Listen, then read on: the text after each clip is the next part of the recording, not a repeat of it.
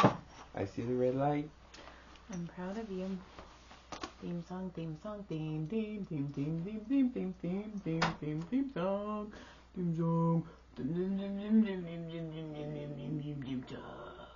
Theme song. Hi. Welcome to When Wife Gives You Lemons. Welcome to Better Late Than Never, the podcast. We're trying, guys. We're like hanging It's been on. by threads right now. Yeah. Not us. We are fine. Yeah. Us together, we are fine. It's the family around us crumbling left and right, literally and figuratively. Yeah. Yeah. So it's a good time. Good time. Yeah. So but I do have some fun notes. I have some notes too. Mine are fun. I think mine are too. Okay, so I have, let me start with one here. Oh yeah, that one's not fun. Uh-oh. The first one's not going to be fun. So, I watched... the first one? Yeah. I watched the documentary. Is that too bright? It feels bright. I feel like I'm fat right now. Just because you're and bundled up. And I know I'm not. You're bundled up. I'm on the Ozempic, guys. I'm actually really tiny. Wow. Way to tell everybody. I don't know. So anyway, look, I softened it. Thank you. You softened my fat. Cool. Oh, my fat. So anyway, I started looking. I don't know what came across. I was listening to a Honeydew with Ryan Sickler. Mm-hmm. Fantastic. Great podcast. Great dude. Great podcast. He also does one called The Honeydew with Y'all, where he has regular people call in. They tell these fucking banana stories, right? And you've heard some of them when Josh Wolf comes in. Yeah. And he tells this one about this kid who is in Austin, right? He goes to see Tom Segura, and him and his buddies. He gets super hammered, like he gets way fucking hammered, like way normal, more than like normal for whatever reason. And he said he didn't drink any more than normal either. But anyway, that he remembers. Anyway, so he's goes and sees Tom Segura, goes drinking with his buddies afterwards, somehow ends up wandering off, and he's missing for 3 days. Oh shit.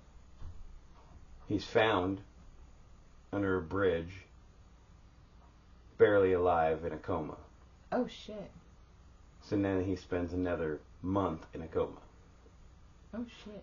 So the last thing he remembers, is going to the Tom Segura or whatever. So he comes to, and everything starts pointing at this, the possible serial killer that runs around Austin and Texas, right? So so far there's 11 men and 2 women. So he targets men. And big or small. Like even one dude, he was like this bouncer guy. He's like, I had a whiskey and soda at one place. We went to 4 bars. I had 1 drink in each bar. He goes, I can hold my liquor. I'm a big man and I can hold my liquor. He goes, I had the 4th one and I couldn't walk. I couldn't barely move. I was trying. Right. So it's all coming out of the same area. So anyway.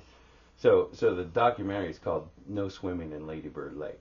Okay. So Ladybird, obviously Lynn Johnson's wife, Ladybird. Right. So she, this little like waterfront in Austin was just garbage, and she got it all fixed up, made this cool thing. So they called it Ladybird Lake, but from the time it opened, it's just dead bodies keep showing up, right? Like some people drowning or whatever, and these accidents. But then people started showing up dead, and then.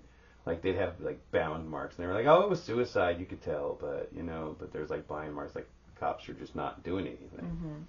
And this goes on and on and on from, like, 1960 or 70s to like, modern today. You know what I mean? Into, like, 2000 teens. Right.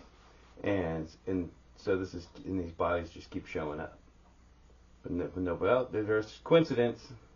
Lots of these weird, and obviously they're probably not. So they think that kid, the parents think the kid was, because he was found below a bridge, that he was thrown off the bridge. Oh. And they thought he killed him, and he survived.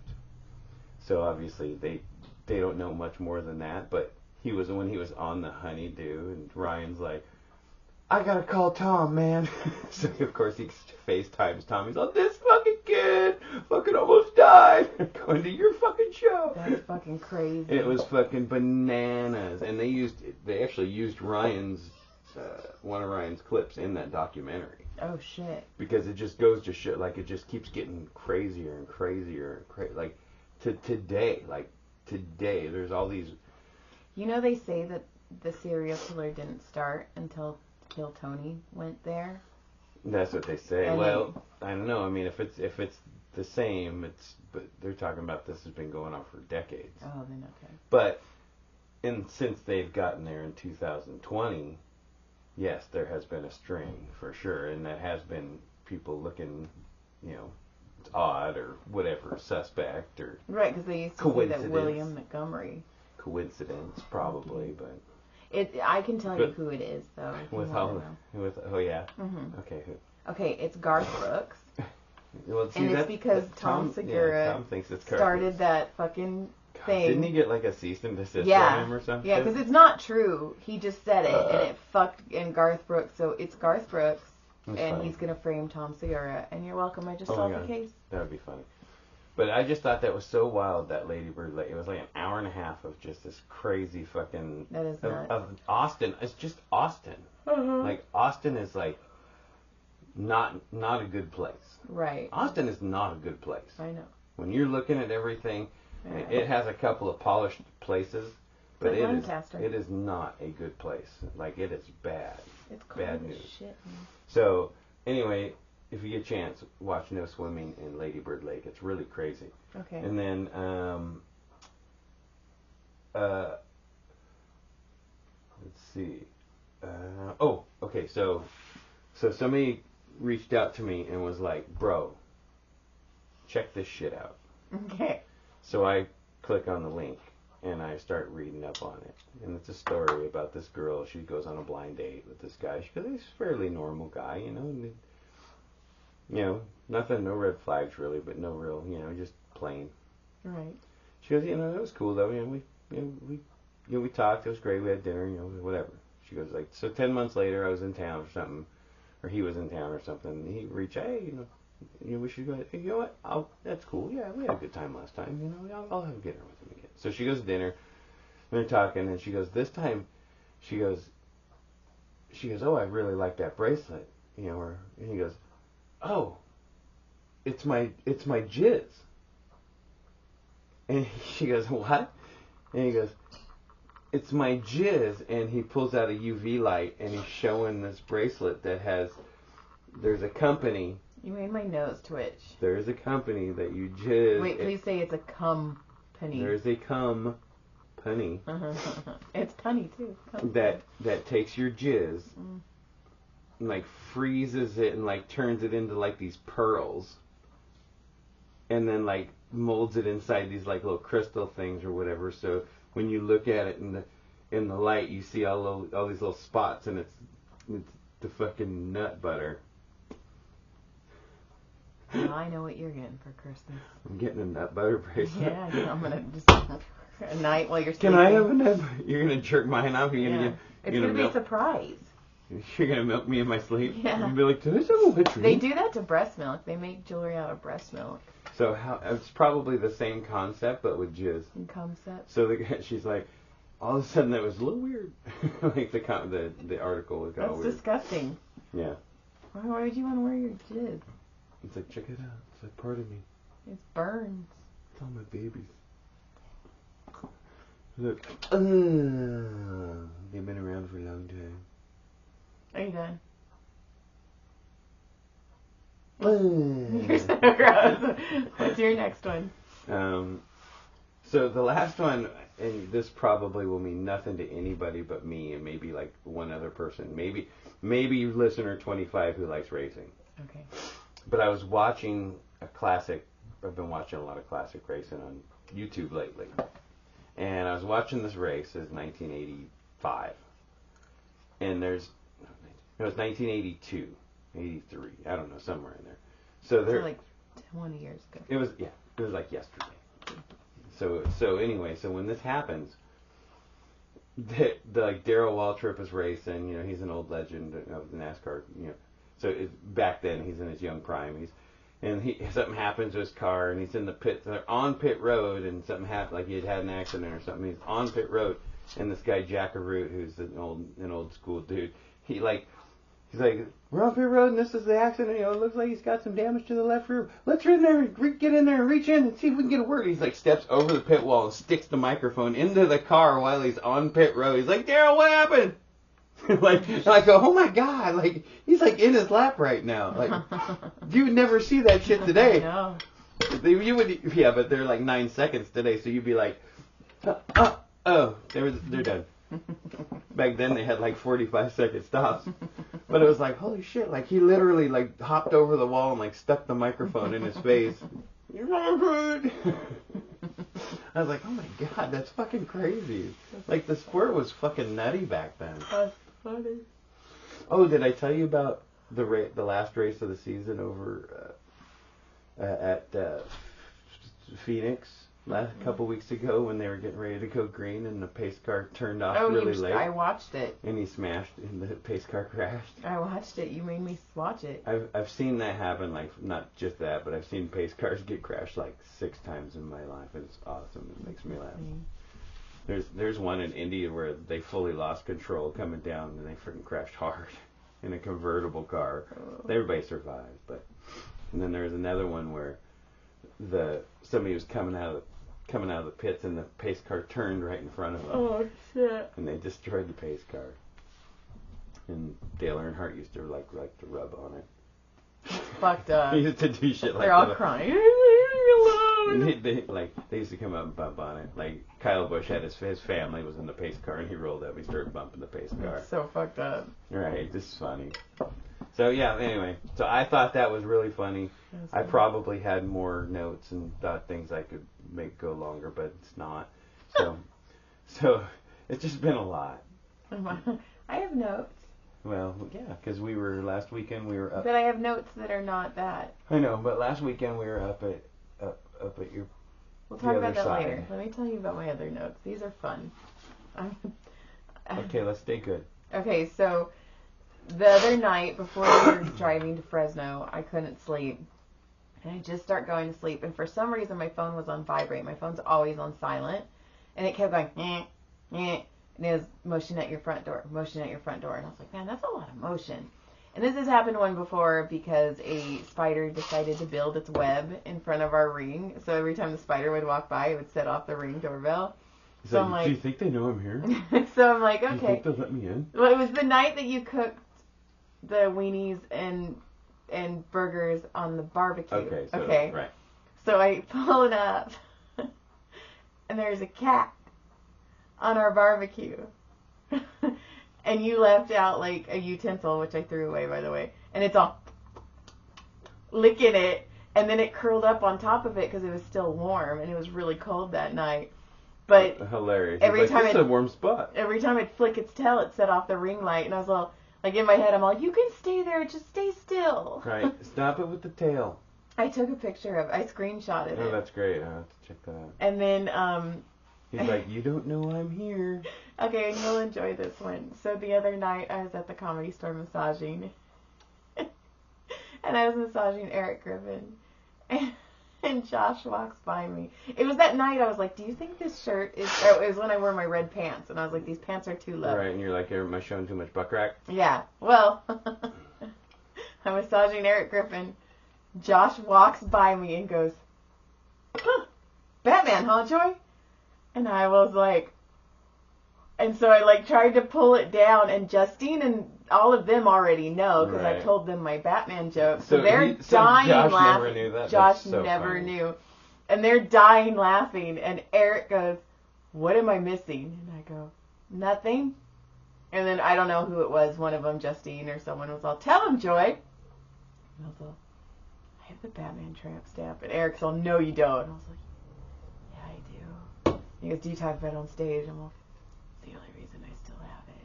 And then Rebecca's like, well, you can always get it like covered, and I go, and I turn around and I lift it up, and she's all, oh. And she's like, you can get it lightened. I was like, no, because I talk about it.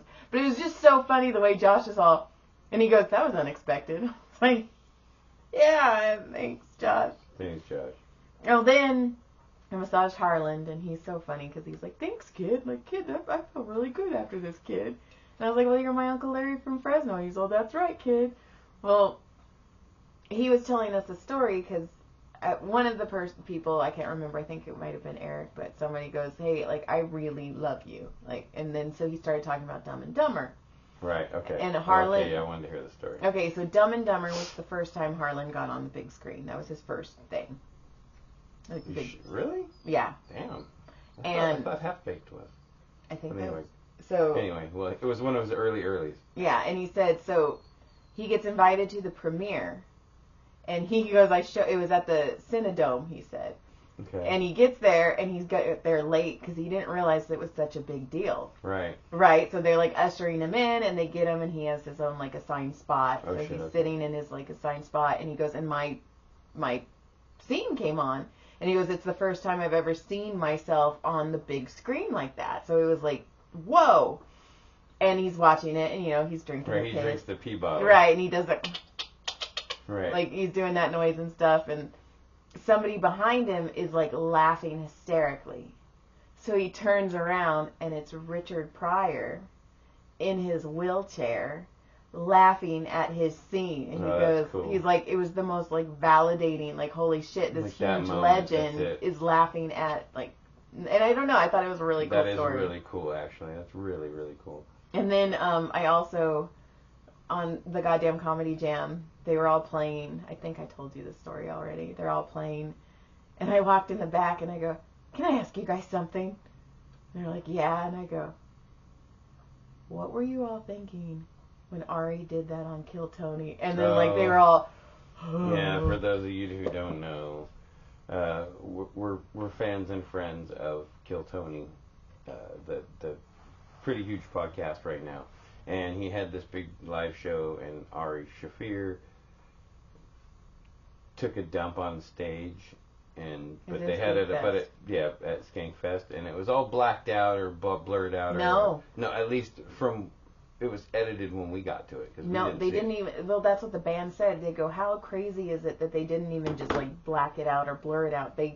Ari did a video that they slapped over it. Oh, that's right. Yeah, I saw that. Because it was so bad that. That's right, I did. I saw that where he's like, at this point, this is where you would see me take a huge... He doesn't say what he does. Right, or whatever he does, yeah. And then, but you see the crowd's reaction around it. Right. But it was so bad that they couldn't even, like, just black it out.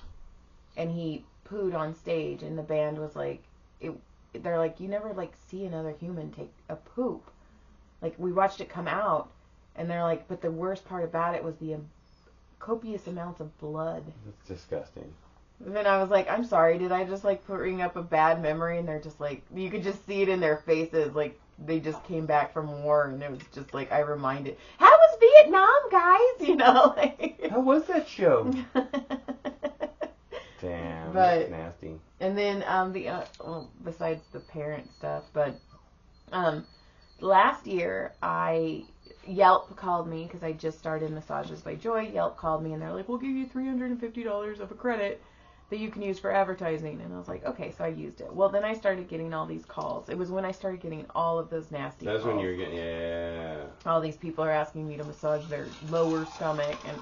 Can you massage my asshole? Yeah, so I only used like $50 worth of this credit. And then I called them and I was like, I'm done. Well, Yelp is very aggressive. They are very aggressive. So this guy, for some reason, has gotten in his head that he wants me to do Yelp. And they're offering me the $350 to do the Yelp again. And I was like, no. And he goes, well, why? And I go, well, because last time I got all of these calls, and they were all inappropriate. And I was like, it was just too much. Yeah, it was unprofessional. And I go, and I'm busy enough. I don't need this, right? So I was like, hey, I have to go. My first massage is here. Well, he keeps emailing me and messaging me, and I was like, I don't know how to tell you no harder. Like, I've already told you It's no. Like, now I'm being assaulted. Right. And then, like, and now he's checking, like, my Vagaro. And he's like, well, I could make an appointment right now, so you still can fill in spaces. And I was like, dude, I did 7.5 today. Like, that's my lunch. Fucking leave it alone. You know, and then, like, I was like, dude, I want to do a Yelp review on you. I'm going to fucking Yelp you. Right. But I got him because he was like, you know, I started looking at it, and you said that you were getting all these nasty calls. He goes, but since when you were doing the promo with us, you only got one call from Yelp. And in my head, I'm all, got you. And I was like, well, if I only got one call after doing it for a month, I go, why would I even need you guys anyway if you only got me one call? And he's all, and I was like, no. So I emailed him, and I was like, no. And then he's like, hey, I got your email, but I really think, and I was all, and no. I checked your Vagaro, and I was like, man, these Yelp people, and that's why I stopped with them last year. They're so incredibly aggressive. They gotta be getting some sort of commission. Oh, they do, but they're so incredibly aggressive. Like, I'm Yelping Yelp. You guys are mean. You are invasive, and you need to leave me alone. It's like having somebody like up in your face. Hey, I'm in your personal space. What are you doing? What are you doing?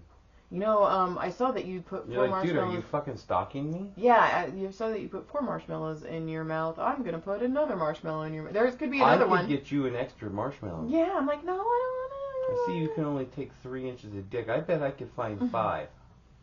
And then, we went up north to start cleaning out my parents' house. We found some really cool stuff. We found a picture of Marilyn Monroe's vagina. So, or how weird is it when you're looking through the boxes and you see a picture of me holding your puppy? Oh, that was weird. Yeah. John Barnett, Snowball. Yeah, you're always talking about, I had this dog, Snowball. Oh, I played with your dog. She was such a good dog. I played with your dog. And then there's a picture of it. We found, so weird. In plastic, we found the newspaper of the day Elvis died. Oh, yeah. That was really cool. Yeah, that's true. We found some really crazy coins and stuff. And then we found a bunch of pictures of Baby Joy with rat poop all over it because they care. They care about me. You had rat poop all over Baby Joy? On pictures. Just kidding. Joy pictures. Yeah. But yeah, and we found some really cool stuff. We threw away a lot of stuff. John's going back tomorrow. Hopefully we'll get something done. We'll see. I'll find out by like 10 a.m. I'll know. Parents are really hard. No. Parents who don't want help are really hard. I hope none of you guys have to deal with shit because it's, you know, we've always talked about like how I joke about like how disappointing my parents are, like last year when they were supposed to come up for Christmas and then they decided not to. And you go to the wrong place. And I get for field trips. Yeah, they take me to the wrong place. My class thinks I'm dead. You know, they say they're gonna do something and they don't, and I get surprised every fucking time. It's like Buddy the Elf in Elf. And every time he does the Jack in the Box, and every time he gets surprised, but you know it's gonna happen, but you still jump every fucking time. So that. Yeah, it's making me and my brother closer. I'm itching my wee right now. You can't see it, but I am. That's beautiful. That's poetry, John. Yeah. Oh, we found some of my old poetry. That was bad. We found my brother's DARE certificate. And his letter on why he won't chew drugs. So there's a picture you have right here, and I kept it on top. Pull that picture off the very top. This one? Okay. Yeah. Let me see. Is that the one? Yeah. I've seen that look. You were fucking pissed in this picture. I've seen 20 years. I have seen this motherfucking look. This look. I saw that and I go, yeah, I'm in trouble. I did. I was like, I better buy her candy. I've seen that look. That is a fucking look of fucking go fuck yourself. Who am I with? Oh, I'm with my Aunt Sandy. That's my 4th birthday. Yeah, you were pissed. Oh, I posted it on Instagram though, but I found a picture of me doing dishes. And then on the back it says Joy Simpson, poor baby. Because you had to do work. Because I was the girl. That's what you do. I was the parent, and I still am the parent. And yes, you are. You and now. At least you got some co-parenting with your brother now. That is true. My parents. You and your brother are co-parenting. That is true. We're co-parenting our parents, and they are fighting every inch of this. My parents are back at their house, and they shouldn't be. And that's where John gets to go tomorrow. I have to work, and so we'll see what's going to happen. I'm not worried about for me. I'm fine. I don't see any of the next couple weeks ending well. No, so it's going to be weird. Yeah, which is why we were late for this one, because... Hopefully we'll try to do them earlier. We were going to do the podcast yesterday, but that's when I found out my parents drove home. And so there's a lot going on, so bear with us. We're going to try. It is funny, though, because I told my brother that when we're throwing my parents' stuff away, that... we had to do it respectfully. So every time we'd throw big things into the dumpster, we would just yell respect. All respect! Our foreman was a TV tray That's right. that had Tom Selleck on it. The 70s TV tray said Magnum PI. Yeah, and it had Tom Selleck. And by the way... why we needed that? You just need to laugh. Like we had to. No. Why did it have to live? I don't know. But the best part about it is that Tom Selleck TV tray was taken better care of than my baby pictures. That, and we still haven't found Adam's friggin' diploma. High school diploma, and Joe. Jesus. And and then I found my old Pogs. Which is so stupid, but I couldn't throw them away, so I had to hand them to John or Adam. No, Brody took them. Brody took them. Yeah, I was like, I need the Pogs. He shipped them. Yeah. So I can't imagine what we're gonna see pulled out of there when we get back. Yeah. It's all gonna be emptied. I know. Everything's gonna be back that's not broken. I know, and things that are broken. It's so bad. This is so awful. They're trying. They're trying really hard. No. To what? Not do anything? My parent push me away. Well, they're winning right now. They're pushing both their kids away. They're being assholes. I wish this on none of you, anyway. And I want to get rid of everything in our house. So that's fun. So just bear with us. December 7th, we'll be doing that because that's a dump day. Free dump. December 8th is I can't say that out loud. Never mind. We'll talk about it after the 8th. Yeah. Let us get out of here. Okay. Lick, clit, surprise. Thanks for checking us out. I could have made this funny. John made me stop. Don't make anything funny.